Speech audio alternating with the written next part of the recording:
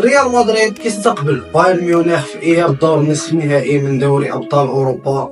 للنتيجه ديال الذهاب ديالو سالت بنتيجه ايجابيه اللي هي 2-2. ماتش كان مشتعل ديال بصح اللي غيبين ليك انه الروتور ديالو اللي غيكون غدا ان شاء الله ما غيكونش بديك السهوله اللي كيتوقعوها بزاف ديال الناس، سواء على البايرن ولا مدريد. ماتش غيكون شاعل بزاف، والناس اللي كيعرفوا ان كلاسيكو اوروبا بين بايرن ومدريد كيكون ملعوب على اصغر الجزئيات، يعني اللي كيقدر يحسم اهم الجزئيات هو اللي كيحسم المباراه. ديما كنقول هاد الهضره في الماتش ديال بايرن ومدريد.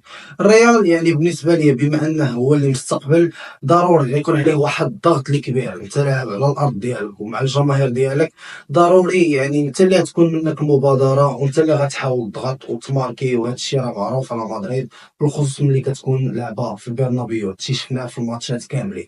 وهذا الشيء اللي يخلي واحد الضغط خايب على اللاعبين.